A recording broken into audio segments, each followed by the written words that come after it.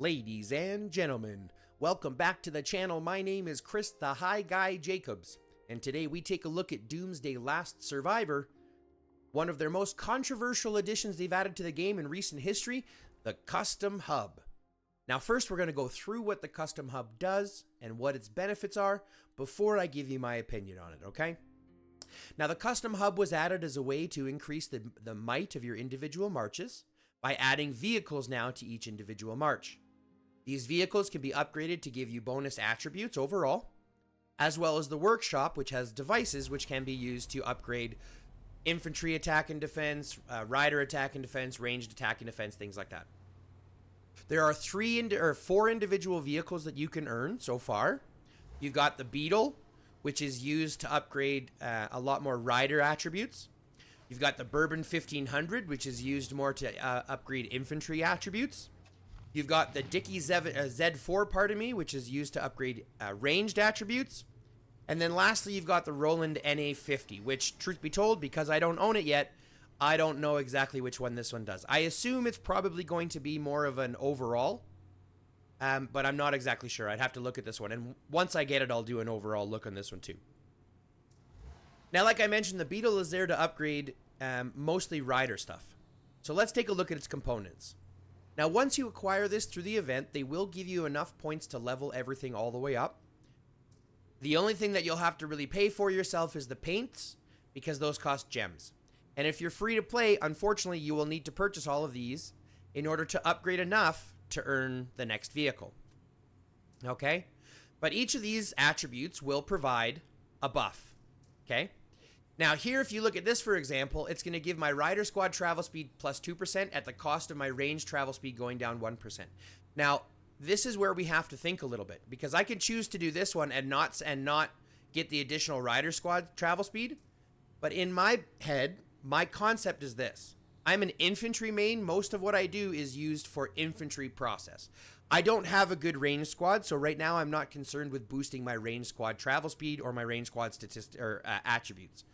So for me, it's more important to sacrifice that so that my rider squad, which is okay, it's not great, but it's okay, is a little bit faster in the field. Okay? Same with things like the armor, for example. You can choose to have higher squad protection. I personally choose to have a little bit of higher squad protection at the cost of a little bit of travel speed. Make everybody a little bit slower, but make them a little bit tankier. That, to me, is more important than having just the regular squad protection. Okay? If you look at the roof, for example, you've got the choice between zombie kill experience or gathering speed. In my opinion, gathering speed is more important. Same thing if you look at the front process. I can increase my rider squad attack at the cost of a ranged squad attack, which is fine to me. I don't want to increase the rider at the cost of infantry because I'm an infantry main. So if I'm having to cut down my range squad to give my rider squad more, that's all right. That makes sense to me. Okay? But again, this is just for me. Make these decisions for your own accounts. Now, once you have the Beetle fully leveled up, they'll give you the key for the truck, the Bourbon 1500. And as long as you go ahead and save up all your materials and things like that, you will be able to fully upgrade this one as well for free. And again, they give you some options and things that will change things. So for example, I can either go with more squad protection at the cost of a little travel speed, or I can go with a little bit squad protection at the increase of my heal speed.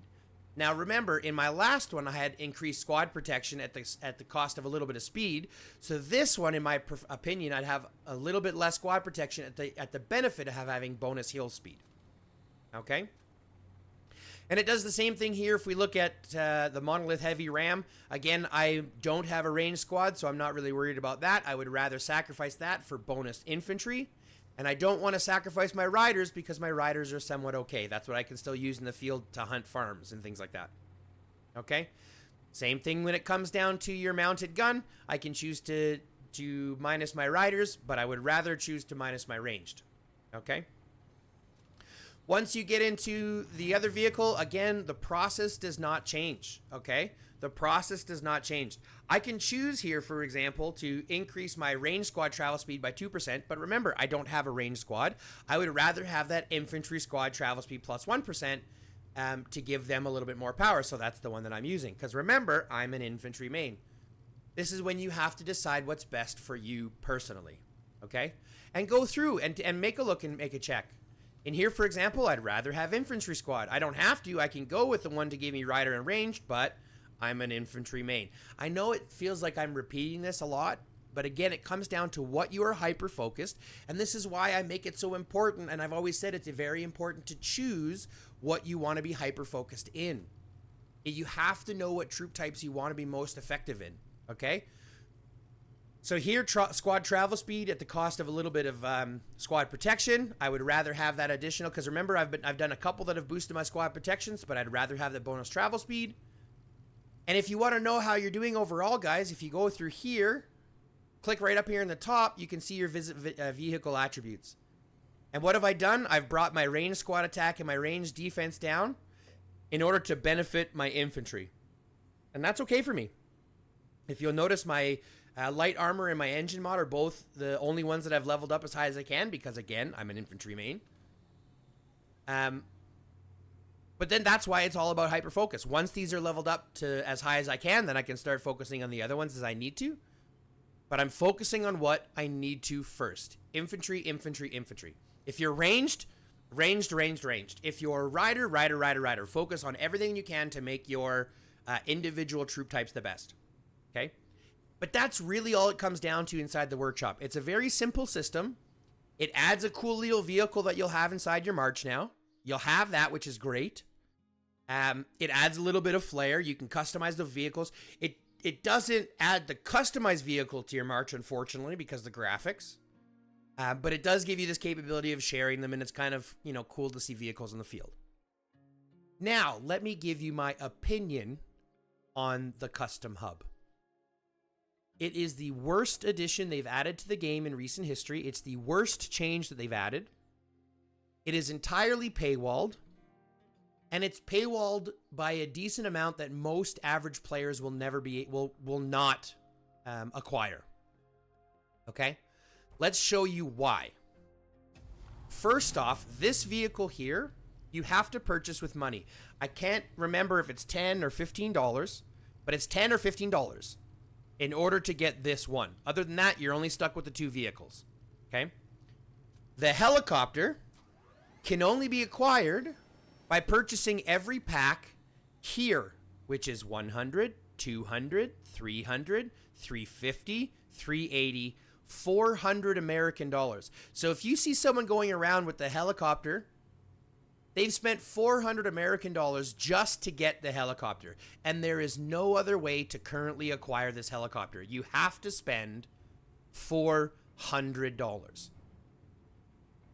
That's the first paywall, but that's not even the worst one. The worst one comes with these engine mods. You have to purchase the level 2 upgrades. Okay, these level 2 blueprints you need to purchase. These level 3 blueprints you need to purchase. The level 3 blueprints can only be purchased through the weekly mod vehicle pack. The level 2 ones can only be purchased through the customization contest. So you have to purchase them through here. So what are we talking about? They've now paywalled them specifically. Now, normally you'd be like, okay, well, it wouldn't be such a big deal if you could grind for it. But these are things that you can't grind for it. Granted, they have added a roulette just recently, which allows you to roulette for the level 3 for the level 3 blueprints. But just to give you an example, I only have 108 out of the 400 needed to forge it. And this cost me about 65,000 gems. Now, either I'm really unlucky, or that's just the average drop, at which point it's going to cost 250,000 gems just to acquire one of the 6 needed for your level 3 upgrade. Okay? If they didn't, so yes, you can grind for it, but the grind is incredible. And that means that you're not spending gems on your lucky roulette trying to acquire heroes. You're not spending gems on any of the events that come up so that you can earn better rewards. It basically cuts your feet off and only has you grinding towards this, especially if you're free-to-play player. So if you're a free-to-play or a little, like if you don't spend very much, this is a horrible addition. If you're a whale, though, check this. Squad firepower 195 at max. 905. So if you're a whale, this is wonderful. If you spend money, this is great. This gives you so much more capabilities and power over the field. If you're not, though, this is the most controversial addition that they've added.